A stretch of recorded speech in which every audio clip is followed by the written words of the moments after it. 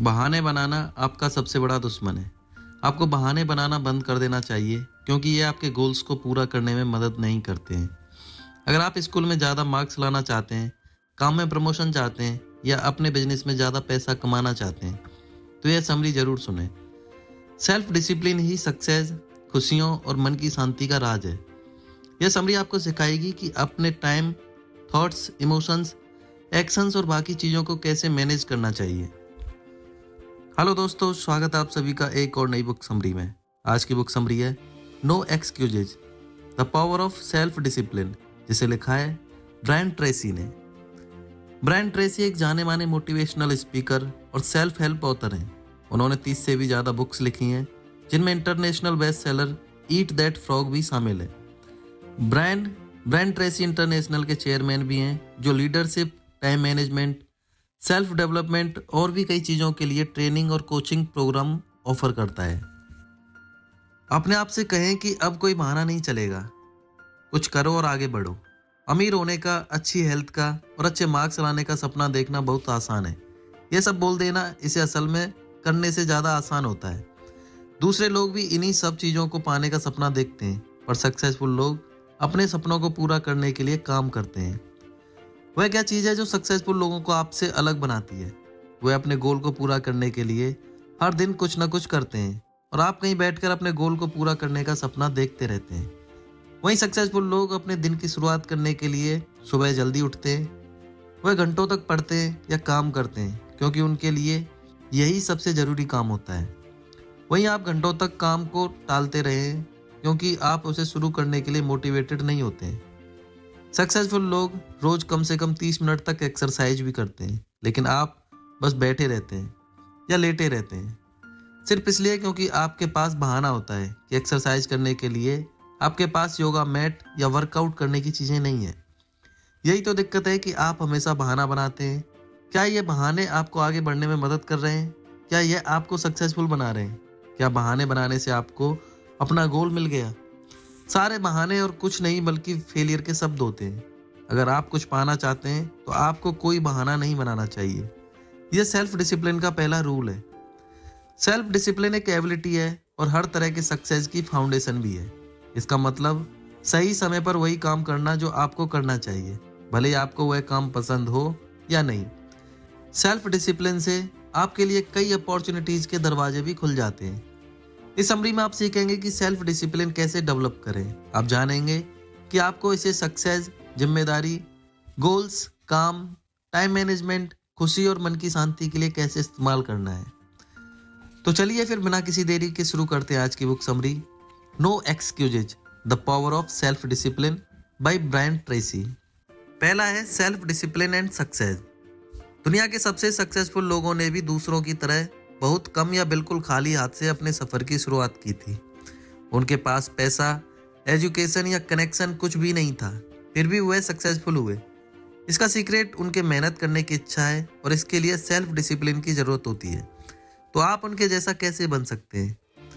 पहला, आपको अपने अभी के सिचुएशन के कॉज और इफेक्ट यानी वजह और उसके असर को पहचानना होगा। अगर आपने अपने गोल को पाने के लिए कुछ भी नहीं किया है, तो इससे यह पता चलता है कि आप अभी तक सक्सेसफुल क्यों नहीं हुए हैं। पर अगर आपने पिछले कुछ सालों, महीनों या दिनों में कुछ भी किया है, तो आपने अपना एक ना एक गोल जरूर पूरा कर लिया होगा। यह इस बात को दिखाता है कि जो बोओगे सो पाओगे, जिसका मतलब यह भी है कि सक्सेस या फेलियर का होना पहले से पता चल जाता है। अगर आप सक्सेसफुल लोगों की तरह खुद में डिसिप्लिन बनाए रखेंगे तो आप सक्सेसफुल हो जाएंगे, पर अगर आप ऐसा नहीं करेंगे तो आपका फेल होना भी तय है।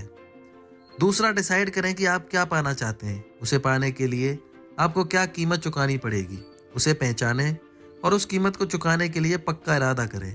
अपने गोल को पाने की चाहत आपको इस रास्ते में बहुत आगे ले जाएगी। एग्जाम्पल के लिए मान लीजिए आप अमीर, हेल्दी और खुश रहना चाहते हैं।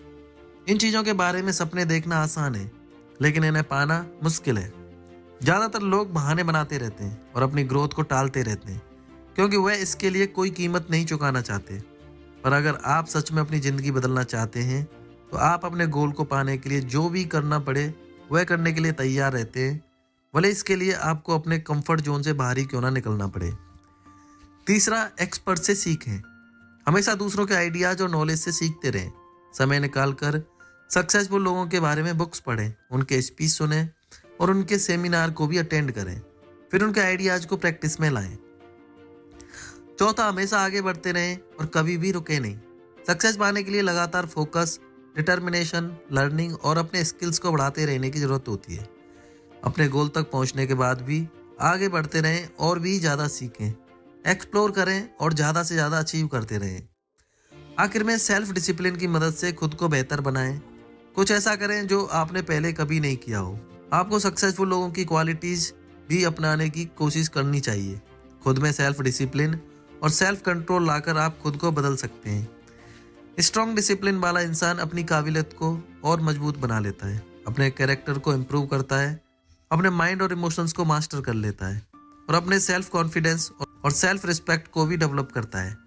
जब आप सेल्फ डिसिप्लिन पा लेंगे तो यह सब आपके एसेट बन जाएंगे। सक्सेस पाने का रास्ता आसान नहीं है, इसके लिए मेहनत और लगन की जरूरत होती है। यह एक मुश्किल लड़ाई होगी, पर आखिर में आपको कुछ अच्छा ही मिलेगा। सबसे ज़रूरी है कि आपको एक एक्सीलेंट इंसान बनने की सक्सेस को सबसे ज़्यादा सेलिब्रेट करना चाहिए, क्योंकि अपने गोल्स को पाने के लिए आपने खुद को ट्रेन किया और इस प्रोसेस में बहुत कुछ सीखा भी।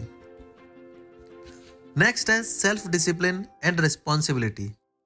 याद रखें कि जो भी चीज़ें आपने पास्ट में की हैं और प्रेजेंट में कर रहे हैं, वह सभी आपके एक्शन का नतीजा है। आपकी ज़िंदगी के लिए सिर्फ आप ही जिम्मेदार हैं। अगर आप अपनी ज़िंदगी बदलना चाहते हैं तो जिम्मेदार बनिए। इस बुक के ऑथर ब्रायन ट्रेसी ने एक बार अपनी ज़िंदगी की जिम्मेदारी ना लेने के नतीजे को एक्सपीरियंस किया था। जब वह 21 साल के थे, तब वे एक कंस्ट्रक्शन वर्कर के तौर पर काम करते थे। वह काम में बस मामूली सी मेहनत करते और इतना ही कमा पाते थे जितने में उनकी ज़रूरतें पूरी हो जाती थी। उनके पास कोई सेविंग नहीं थी और वह एक छोटे से अपार्टमेंट में रहते थे। एक सर्द रात में ब्रायन को एहसास हुआ कि वह कैसी ज़िंदगी जी रहे हैं और अगर उन्होंने खुद को नहीं बदला तो उनकी ज़िंदगी भी कभी नहीं बदलेगी। इसलिए उन्होंने अपनी ज़िंदगी बदलने की जिम्मेदारी ली, पर क्योंकि वह हाई स्कूल से ग्रेजुएट नहीं थे, इस वजह से ब्रायन को छोटा मोटा काम ही मिल सकता था। इसलिए उन्होंने नए स्किल सीखने की और अपनी नॉलेज बढ़ाने की ज़रूरत थी। ब्रायन ने अगले ही दिन कुछ सेकंड हैंड बुक्स खरीदी। उन्होंने किताबें पढ़ना शुरू किया और खुद को इम्प्रूव करने पर ध्यान देने लगे। इन किताबों से ब्रायन सीखते रहे और अपने काम करने के तरीके को इम्प्रूव करने के लिए, अपने खर्चों को मैनेज करने के लिए, हेल्दी रहने के लिए और अपना खुद का बिजनेस शुरू करने के लिए सीखे हुए आइडियाज को अप्लाई करना शुरू कर दिया। पक्का इरादा रखना किसे कहते हैं? ब्रायन उसका बेहतरीन एग्जाम्पल है। वह अपनी ज़िंदगी को इम्प्रूव करना चाहते थे तो उन्होंने इसकी जिम्मेदारी ली और नॉलेज और स्किल्स सीखने पर ध्यान दिया। यह सिर्फ इस बात को दिखाता है कि अपनी ज़िंदगी की जिम्मेदारी पूरी तरह लेने से आपका नज़रिया और मोटिवेशन बदल जाएगा। दूसरी चीज़ जो आपको सीखनी चाहिए वह है कि कभी भी अपने किसी दुख के लिए दूसरों को ब्लेम ना करें। यह आपकी ज़िंदगी है और इस पर आपका कंट्रोल होना चाहिए। अगर आप दूसरों को ब्लेम करेंगे और खुद विक्टिम की तरह देखेंगे तो आप बस बहाने बनाते रहेंगे, जो आपको ज़िंदगी में चीज़ों को ठीक करने के लिए जिम्मेदारी और एक्शन लेने से रोक देता है। इसके अलावा आपको खुद को दूसरों से कंपेयर भी नहीं करना चाहिए। ऐसा ना सोचें कि आप में कोई कमी है, क्योंकि ऐसा करने से आप खुद को डिस्करेज करेंगे और दूसरों के लिए आपके मन में कड़वाहट बढ़ती जाएगी। अगर आप खुद को कंपेयर करेंगे तो आप और भी ज़्यादा गैर जिम्मेदार बनते जाएंगे, क्योंकि आपको ऐसा महसूस होगा कि आप कुछ भी बदल नहीं सकते, क्योंकि हमेशा ही कोई ना कोई आपसे बेहतर होगा। अपने मन से गिल्ट, जलन, कड़वाहट, डर और गुस्से जैसे नेगेटिव इमोशंस को निकाल दीजिए, क्योंकि इससे आप उन चीज़ों के लिए बस दूसरों को ब्लेम करते रहेंगे जिन चीज़ों को लेकर आप खुश नहीं हैं। बहाने बनाना बंद करें। शांति से इस बात को एक्सेप्ट करें कि आप कौन हैं, आपने क्या किया है और आपकी ज़िंदगी में क्या हो रहा है। आखिर में चीज़ों को सही करने के लिए जो करना चाहिए वह करें। खुद को बताएं कि आप जिम्मेदार हो गए हैं। अपने नेगेटिव इमोशंस को पॉजिटिव इमोशंस में बदल दें। यह मुमकिन है क्योंकि आपका ब्रेन बस एक ही चीज़ पर ध्यान दे सकता है। अगर आप पॉजिटिव रहना चुनते हैं तो आप अपने माइंड की सिचुएशन को अलग तरह से देखने के लिए बना सकते हैं। अगर आप जिम्मेदार बनेंगे और पॉजिटिव चीज़ों पर ध्यान देंगे तो आपको ऐसा महसूस होगा जैसे ज़िंदगी का कंट्रोल आपके पास है। अपनी बुद्धि का इस्तेमाल करके उन वजहों को पहचानें कि आपको जिम्मेदार क्यों बनना चाहिए। ऐसा करने से आप आसानी से अपनी मुश्किलों को सॉल्व कर लेंगे। इसके अलावा जब आप किसी ऐसी सिचुएशन में होते हैं जिस पर आपका कोई कंट्रोल नहीं होता है तो आपको गुस्सा नहीं करना चाहिए। एग्जाम्पल के लिए मान लीजिए बारिश का मौसम है, तो आपको बारिश करने के लिए आसमान को ब्लेम नहीं करना चाहिए। मौसम को कोई भी कंट्रोल नहीं कर सकता है, तो उसे लेकर दुखी ना हो। आपको पास्ट के एक्सपीरियंस को प्रेजेंट से भी नहीं जोड़ना चाहिए। उन बातों को जाने दीजिए, क्योंकि अब आप समय में पीछे जाकर उन्हें बदल नहीं सकते हैं। बस अपने गोल्स के बारे में और उन्हें पूरा कैसे करना है इस बारे में सोचिए। आप अभी बस इतना कर सकते हैं कि अपने इमोशंस को मैनेज कर अपने प्रेजेंट एक्शन को कंट्रोल कर सकते हैं। नेक्स्ट है self discipline and goals. Action लेने से पहले गोल बनाना बहुत जरूरी है। गोल्स हमारी उम्मीदों और इच्छाओं से अलग होते हैं। गोल्स अचीव करने के लिए एक्शन का प्लान बनाने की जरूरत होती है, लेकिन उम्मीदें और इच्छाएं सिर्फ इमेजिनेशन से बनते हैं। तो इन दोनों में से गोल बनाना ज़्यादा समझदारी का काम है, क्योंकि आप उसे पूरा करने के लिए एक्शन प्लान बनाते हैं। अगर आप इसे प्लान करके करते हैं तो आपके पास आपके टारगेट तक पहुंचने का एक डायरेक्शन भी होता है। प्लान बनाने से आपके सक्सेसफुल होने के चांस बहुत बढ़ जाते हैं। अपने गोल्स को साफ साफ लिख कर रखें। अगर आपने कोई न्यू ईयर रेजोल्यूशन बनाया है तो उन गोल्स को पेपर पर लिखें। यह आपको एक ट्रैक रिकॉर्ड बनाकर देगा जो आपको एक्शन लेने की तरफ भेजेगा, क्योंकि आपका नोट आपको याद दिलाता रहेगा कि आपके पास पूरे करने के लिए कुछ गोल्स हैं। आप चाहे माने या ना माने, पर किसी चीज़ को लिख कर रखने में कुछ ताकत तो जरूर है। यह आपको जरूरी चीज़ों के बारे में सोचने और उन पर ध्यान देने में मदद करता है।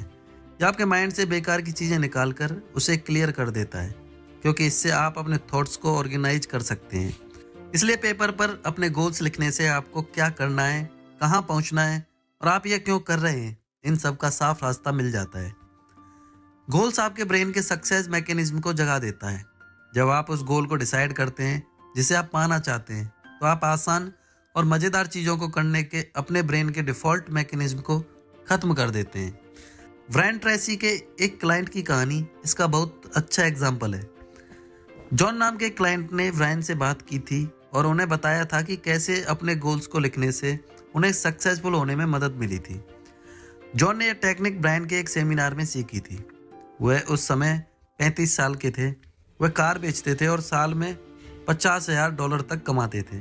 जॉन ने यह समझ लिया था कि गोल्स को लिखना और उसे पूरा करने के लिए प्लान बनाना आपकी ज़िंदगी बदल सकता है। उसने ऐसा करना शुरू कर दिया और 12 साल बाद उसने अपने गोल्स को पूरा कर लिया। वह एक कंपनी का प्रेसिडेंट बन गया और $1 मिलियन से ज़्यादा कमाने लगा। इसलिए जॉन ने ब्रायन को गोल्स पूरा करने के लिए सबसे अच्छी एडवाइस देने के लिए थैंक यू कहा। आप अपने गोल्स को पाने के लिए 7 स्टेप्स वाले गाइड का भी इस्तेमाल कर सकते हैं। पहला, आप जो चाहते हैं उसे क्लियर रहें। अपने इनकम के बढ़ने के गोल में ज़्यादा पैसे की जगह एक स्पेसिफिक अमाउंट डिसाइड करें। दूसरा, अपने गोल को पेपर पर लिखें। यह आपको सही रास्ते पर रहने में मदद करेगा, क्योंकि आप उसे देख सकते हैं, पढ़ सकते हैं, छू सकते हैं और उसमें बदलाव भी कर सकते हैं। तीसरा, रीजनेबल डेडलाइन बनाएं। एक गोल को लें और उससे डिसाइड करें कि आप उसे कब तक खत्म करेंगे। आपको टाइम का परफेक्ट अंदाजा लगाने की जरूरत नहीं है। बस एक डेट सेट करें ताकि आपको पता रहे कि आपको उस काम को कब शुरू करना है और कब खत्म। इस तरह से आप अपने माइंड को वह काम करने के लिए फोर्स करते हैं, क्योंकि आपको पता होता है कि आपको उसे एक तय समय से पहले पूरा करना है। चौथा, अपने गोल को पूरा करने के लिए प्लान बनाएं। उन छोटे छोटे स्टेप्स की लिस्ट बनाएं, जैसे कि आपको कौन से चैलेंजेस का सामना करना होगा, आप उससे कैसे डील करेंगे, आपको कौन सी स्किल्स और नॉलेज की ज़रूरत होगी। उन लोगों के नाम भी लिखें जो आपको इसमें सपोर्ट कर सकते हैं। जब तक आप इसे कंप्लीट नहीं कर लेते, तब तक सारी चीज़ों की लिस्ट बनाते रहें। पांचवा, अपने लिस्ट को सीक्वेंस और प्रायोरिटी के हिसाब से अरेंज करें। सीक्वेंस आपको उन चीज़ों को समझने में मदद करता है जो आपको पहले, दूसरे, तीसरे या उसके बाद करनी है। फिर आपको ज़्यादा इंपॉर्टेंट काम को कम इंपॉर्टेंट काम से ज़्यादा प्रायोरिटी देनी है। इस तरह आप साफ साफ समझ पाएंगे कि आपको पहले कौन से स्टेप्स लेने हैं और अपने माइंड को कहाँ फोकस करना है। छठा, लगातार एक्शन लेते रहिए। कहने का मतलब यह है कि प्लान बनाने के बाद उसे टालने का काम ना करें। काम को तुरंत शुरू करें ताकि आप समय और एनर्जी को बर्बाद होने से बचा सकें। इससे कोई फर्क नहीं पड़ता अगर आप फ्यूचर को लेकर श्योर नहीं हैं। जरूरी यह है कि आप पहला स्टेप लें। निराश होने के लिए और फेलियर को सामना करने के लिए भी तैयार रहें। सातवां, हर दिन कुछ ना कुछ करें। 365 दिनों में हर दिन कुछ ना कुछ करते रहें। भले ही वो आपके गोल की तरफ छोटे से छोटा स्टेप्स ही क्यों ना हो। जरूरी यह है कि अगर आपने एक बार चलना शुरू कर दिया तो फिर रुकना नहीं है। याद रखें कि आप हमेशा कुछ न कुछ ऐसा करें जो आपको आपके गोल को पूरा करने में मदद करता हो। सबसे जरूरी बात, खुद पर विश्वास रखें कि भले ही आपने कोई भी गोल सेट किया हो, वो कितना भी छोटा या बड़ा हो, आप उसे पूरा कर सकते हैं। पॉजिटिव माइंडसेट और डिसिप्लिन से लिए गए एक्शन आपको सक्सेस की तरफ ले जाते हैं। नेक्स्ट है सेल्फ डिसिप्लिन एंड वर्क।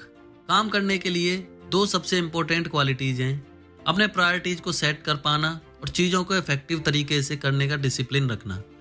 यह क्वालिटीज आपको लगातार काम करने में मदद करके आपको करियर में सक्सेसफुल होने में मदद करती हैं।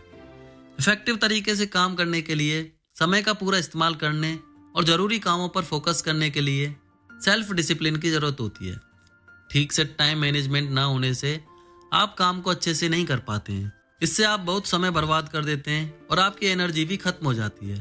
फिर आप डेडलाइन के नज़दीक आने तक काम को टालते रहते हैं और इस प्रेशर की वजह से आपका स्ट्रेस बढ़ जाता है।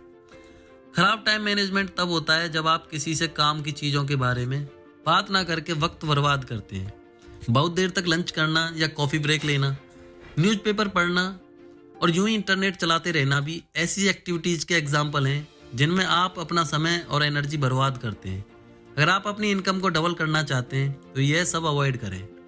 आपको अपनी इनकम को लेकर जिम्मेदार बनना होगा। जितना आप अभी कमा रहे हैं उससे डबल या ज़्यादा कमाने का गोल है तो बहुत अच्छा, पर अगर आपके पास एक्शन लेने का कोई प्लान नहीं होगा तो ये सपना कभी सच नहीं हो पाएगा। अगर आप डबल पैसा कमाने का टारगेट रखते हैं तो आपको अपनी प्रोडक्टिविटी और परफॉर्मेंस को भी डबल करना होगा, तभी कोई कंपनी आपको ज़्यादा पैसा देना चाहेगी। द लॉ ऑफ 3 आपको आपकी परफॉर्मेंस इंप्रूव करने में मदद करेगा। पहला, उन सभी एक्टिविटीज़ की लिस्ट बनाएं जो आप पूरे हफ्ते में करते हैं। मंडे की सुबह से लेकर संडे की शाम तक करने वाले हर काम को उसमें शामिल करें। दूसरा, खुद से पूछें ऐसा कौन कौन सा काम है जो मैं हर दिन कर सकती हूँ या कर सकता हूँ जिससे कंपनी की मदद हो सके। अपनी बनाई हुई लिस्ट को देखें और इस काम को पहचानें। तीसरा, अपने आप से दूसरा सवाल पूछें, आज मैं दूसरा कौन सा काम कर सकती हूँ या कर सकता हूँ, और फिर उसे लिस्ट में पहचानें। चौथा, तीसरे काम के लिए भी खुद से यही सेम सवाल पूछें। अब आपके पास 24 घंटे में करने या पूरा करने के लिए 3 जरूरी काम हैं। द लॉ ऑफ 3 आपको उन 3 एक्टिविटीज़ को पहचानने में मदद करता है जिन्हें आपको प्रायोरिटी देनी चाहिए। यह आपको बेकार के काम करने से बचाता है। एक बार जब आपको अपने 3 सबसे ज़रूरी काम पता चल जाएं तो उन्हें रोज़ प्रायोरिटी देना शुरू करें। जब आप अपने बड़े कामों को कंप्लीट कर लेते हैं तो उसके बाद बचे हुए छोटे मोटे कामों को करें। अपने आवर्ली रेट को कैलकुलेट करने से भी आप अपने काम की प्रायोरिटी को सेट कर सकते हैं। एग्जाम्पल के लिए, मान लीजिए आप साल में $50,000 कमा रहे हैं। इन पैसों को 2000 घंटों से डिवाइड करें। इसका मतलब है हर हफ्ते के 40 घंटे मल्टीप्लाई एक साल के 50 हफ्ते। तो $50,000 को अगर आप 2000 से डिवाइड करते हैं तो हमें मिलता है $25, जिसका मतलब है आपका आवरली रेट है $25, यानी 1 घंटा काम करने की कीमत। आवरली रेट पता होने से आपको प्रोडक्टिव होने में मदद मिलेगी, क्योंकि आप काम पर लगने वाले समय और मेहनत की वैल्यू करेंगे। अगर आपका काम आपको $25 या उससे ज़्यादा नहीं दे रहा है तो उसे छोड़ दें और सिर्फ ऐसे काम करने पर ध्यान दें जिससे आपको पूरा पैसा मिले। याद रखें कि आपको बहुत बड़े या अनइम्पोर्टेंट काम को करना अवॉइड करना है। यह बस समय को बर्बाद करता है, जिससे कंपनी में आपकी परफॉर्मेंस खराब होती है। यह भी हो सकता है कि जो काम आपने पूरा किया वह आपके मैनेजर के पर्पस या ऑब्जेक्टिव को पूरा करने में मदद ना करता हो। इसके बजाय आपको ऐसा काम करना चाहिए जिन्हें पूरा करने की जरूरत है।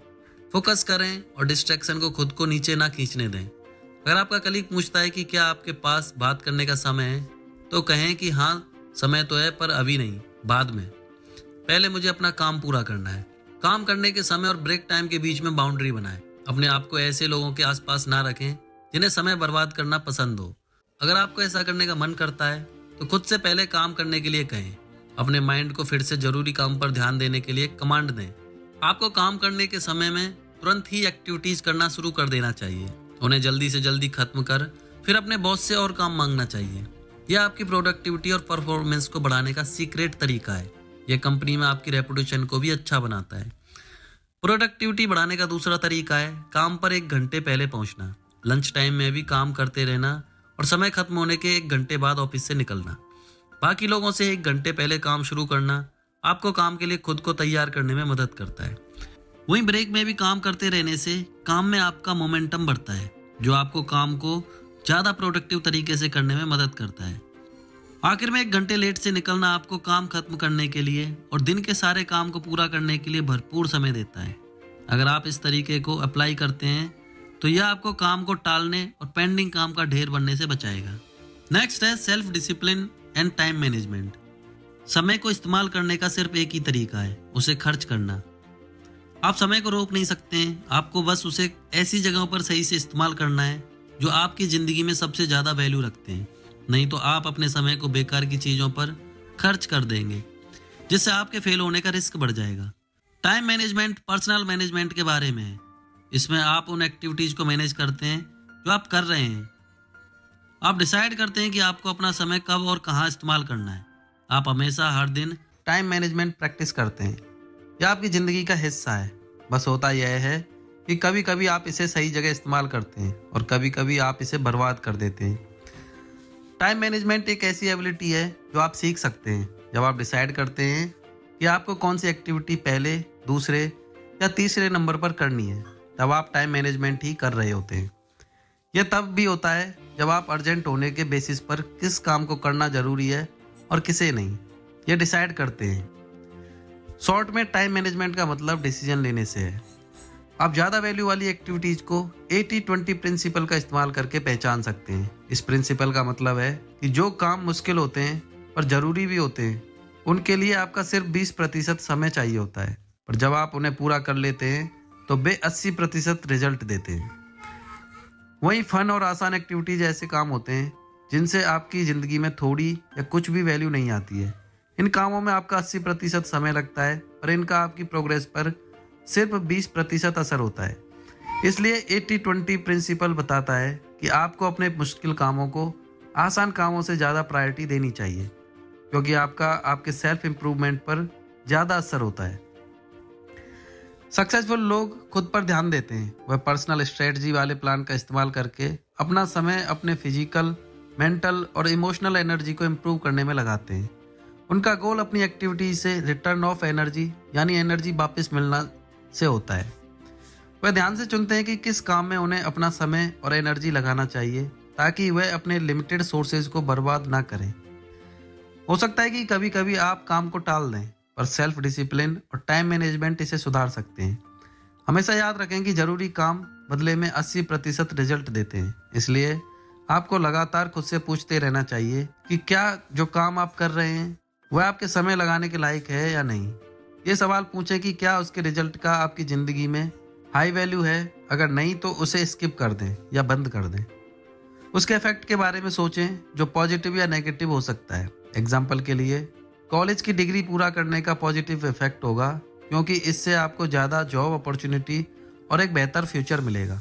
वहीं दोस्तों के साथ पार्टी करते रहने का नेगेटिव असर होगा, जैसे कि आप काम को कल पर टालते रहेंगे और आखिर में आपको एक ही बार में ढेर सारा काम करना पड़ेगा। टाइम मैनेजमेंट सिस्टम आपको आपके बुरी तरह से प्रायोरिटाइज किए हुए काम से बाहर निकलने में मदद करेगा। पहले, रात को सोने से पहले अगले दिन किए जाने वाले सारे काम की लिस्ट बना लें। दूसरा, ABCDE मेथड को अप्लाई करें। ए का मतलब है जिसे करना ही है, जिसका मतलब है ऐसे काम जो आपके लिए सबसे ज़रूरी और अर्जेंट है, उन्हें पहचानना और जिसे ना करने का बुरा नतीजा हो सकता है। बी का मतलब है जिन्हें करना चाहिए, जिसका मतलब है वो काम जो ज़रूरी हैं पर अर्जेंट नहीं है। इन कामों के मामूली असर होंगे चाहे आप इन्हें करें या ना करें। सी का मतलब जिन्हें किया जा सकता है, जिसका मतलब है ऐसे काम जो कि ज़रूरी नहीं है और उन्हें ना करने से कोई फर्क नहीं पड़ेगा। डी का मतलब है डेलीगेट, जिसका मतलब है ऐसे काम जिन्हें आपको अपने खाली समय में करना चाहिए। ई का मतलब है एलिमिनेट, जिसका मतलब है ऐसे काम जिन पर आपको अपना समय बर्बाद नहीं करना चाहिए। इसके बाद सभी कामों के इम्पोर्टेंस को रैंक दें और उन्हें A1, A2, A3, A4 ETC की तरह लेबल करें। पहले उन कामों को करना शुरू करें जो कैटेगरी A में है। रूल यह है कि जब तक आप कैटेगरी A की एक्टिविटीज़ को पूरा ना कर लें, तब तक आपको B, C या D वाले काम की तरफ नहीं बढ़ना है। याद रखें कि आपको हमेशा ज़्यादा वैल्यू वाले काम को प्रायोरिटी देनी है। नेक्स्ट है self discipline and happiness. Self discipline आपकी खुशियों को डिसाइड करता है। अगर आपका अपनी ज़िंदगी पर कंट्रोल होता है तो आप खुश महसूस करते हैं। अगर ऐसा नहीं होता है तो आप दुखी महसूस करते हैं। इसकी वजह यह है कि आपने अपने गोल को अचीव किया या नहीं। सेल्फ डिसिप्लिन आपकी ज़िंदगी को बदल देता है। यह आपको जिन चीज़ों पर आप कंट्रोल कर सकते हैं उन्हें कंट्रोल कर पाने और बाकियों को जाने देने में मदद करता है। कंट्रोल दो तरीके का होता है, इंटरनल और एक्सटर्नल। इंटरनल कंट्रोल आपके अंदर से आता है। इसमें आप डिसाइड करते हैं कि क्या कंट्रोल करना है। जैसे आप जहाँ हैं वहाँ पर सिचुएशन बदलने के लिए जो करने की ज़रूरत होती है आप वो करते हैं। वहीं एक्सटर्नल कंट्रोल दूसरों की तरफ से होता है। एग्जाम्पल के लिए एजुकेशन की कमी आपके जॉब पर असर डालती है। यहाँ आप इस बात से कंट्रोल होते हैं कि आप स्कूल नहीं जा पाए थे, पर अच्छी बात यह है कि आप अपने सिचुएशन को बदल सकते हैं, पर यह आपके एक्सटर्नल एनवायरनमेंट से शुरू नहीं होता है। खुश ना रहने की दूसरी वजह होती है आपका पास्ट के एक्सपीरियंस, जैसे कि मुश्किलों में बीता हुआ बचपन। ऐसे एक्सटर्नल फैक्टर्स होते हैं जिन्हें आप कंट्रोल नहीं कर सकते, और आप फिर भी अपने एनवायरनमेंट को बदलकर या अपने रिएक्शन को कंट्रोल करके अपने दर्दनाक एक्सपीरियंस से बाहर आ सकते हैं। आपको या आपकी ज़िंदगी को बदलने के लिए सेल्फ डिसिप्लिन की ज़रूरत होती है। अगर आपके पास कम एजुकेशन है तो आपको खुद को डिसिप्लिन के साथ सिखाना होगा। फिर आपको खुद पर और उस ब्राइट फ्यूचर पर कंट्रोल मिल जाएगा जो आपका इंतज़ार कर रहा है।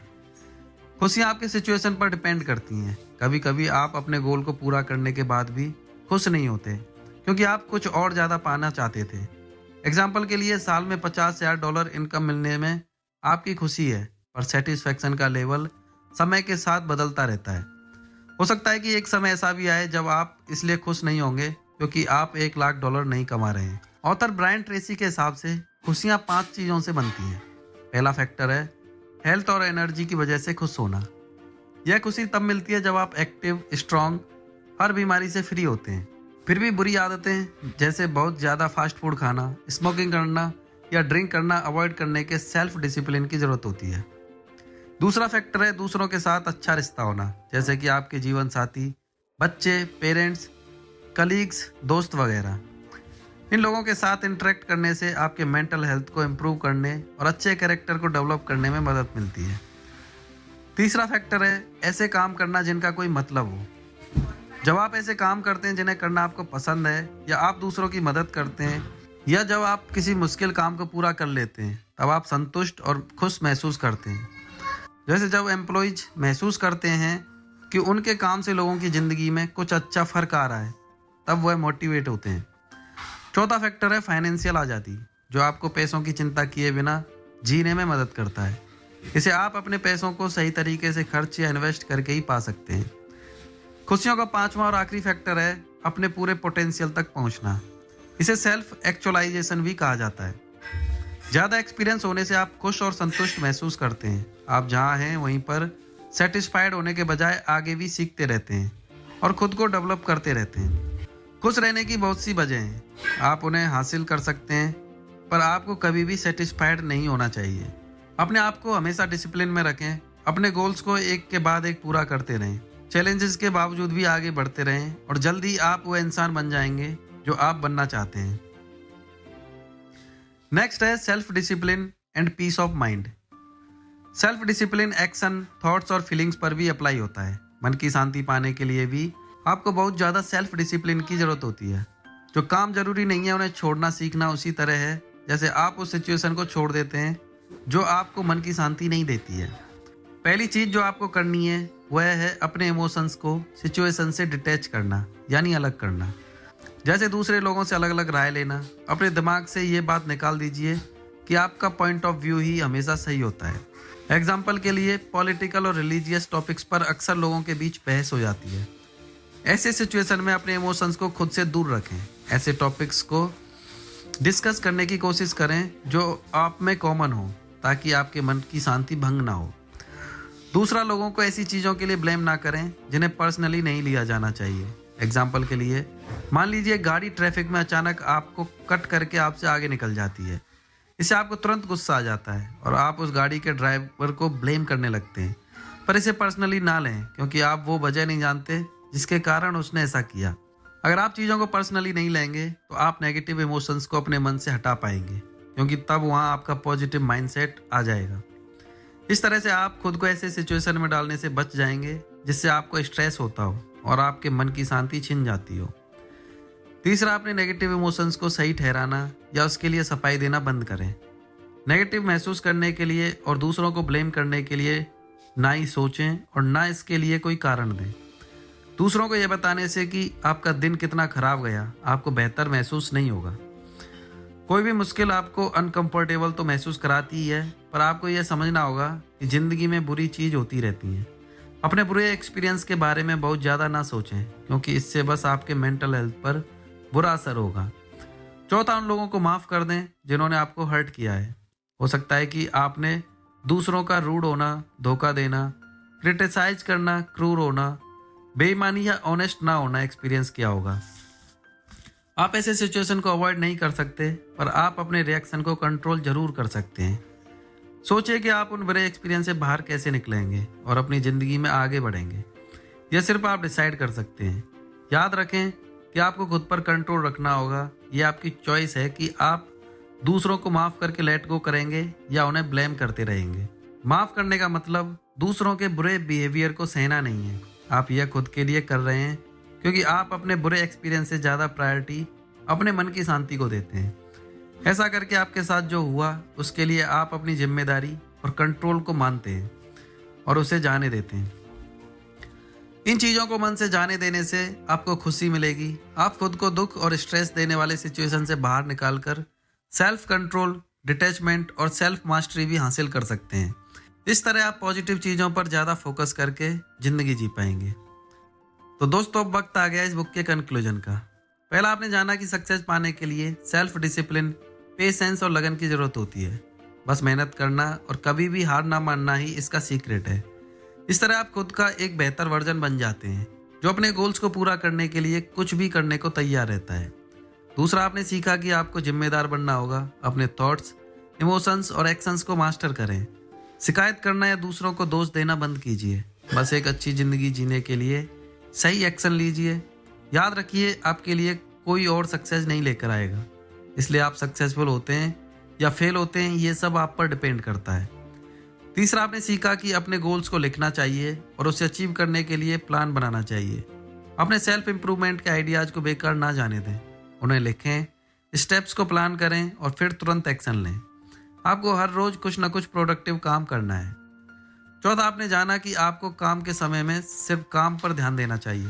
सारे डिस्ट्रैक्शन को हटा दें, भले आपको अपने कलीग के इनविटेशन को मना ही क्यों ना करना पड़े।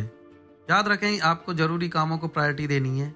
आपको अपने समय और एनर्जी को कहाँ इस्तेमाल करना है उसके लिए भी बाउंड्री सेट करनी चाहिए।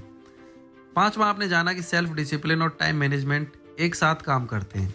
आपको किस चीज़ को प्रायोरिटी देनी है यह चुनने में आपको डिसिप्लिन बनाए रखना होगा। हमेशा खुद को ज़्यादा वैल्यू वाले काम पर समय और एनर्जी खर्च करने के लिए याद दिलाते रहें, नहीं तो आप बस काम को टालते रह जाएंगे और कुछ भी अचीव नहीं कर पाएंगे। छठा, आपने खुशियों के 5 फैक्टर्स के बारे में जाना, जो हैं हेल्थ और एनर्जी, हैप्पी रिलेशनशिप्स, मीनिंगफुल काम, फाइनेंशियल आज़ादी और सेल्फ एक्चुअलाइजेशन। खुश रहना एक चॉइस है, इसलिए आपको अच्छी हेल्थ मेंटेन करने के लिए, दूसरों के प्रति काइंड बने रहने के लिए, काम पर मोटिवेटेड रहने के लिए, फाइनेंशियली इंडिपेंडेंट रहने के लिए और लगातार खुद को इम्प्रूव करते रहने के लिए सेल्फ डिसिप्लिन की ज़रूरत है। सातवां, आपने जाना कि बुरे एक्सपीरियंस को अवॉइड नहीं किया जा सकता है और आपको खुद को उसे दूर रखने के लिए डिसिप्लिन करना होगा। मन की शांति पाने का तरीका बस यह है कि खुद को उस सिचुएशन से बाहर निकालें, उस दुख को एक्सेप्ट करें और जिस इंसान की वजह से वह हुआ है उसे माफ़ कर दें। कुल मिलाकर ये लेसन आपको सक्सेस के रास्ते में मदद करेंगे। सेल्फ डिसिप्लिन एक ऐसी एबिलिटी है जिसे आप सीख सकते हैं और इसे लगातार प्रैक्टिस करके हासिल कर सकते हैं। याद रखें कि सेल्फ डिसिप्लिन आपकी ज़िंदगी में कई चीज़ों को बदल सकता है। तो अब बहाना बनाना बंद करिए और खुद को इम्प्रूव करना शुरू करिए। तो दोस्तों, ये बुक समरी तो यहीं समाप्त होती है। आपको इस बुक समरी का कौन सा पॉइंट, कौन सी बात अच्छी लगी वो हमें कमेंट सेक्शन में जाकर बता सकते हैं। साथ ही ये भी बता सकते हैं कि नेक्स्ट बुक समरी आप कौन सी सुनना चाहते हैं। अगर आपको हमारी मेहनत पसंद आ रही है तो हमें इनकरेज करने के लिए हमारे चैनल को सब्सक्राइब करें, साथ ही इस वीडियो को लाइक करें, शेयर करें। मिलते हैं नेक्स्ट बुक समरी में। जय हिंद, जय भारत।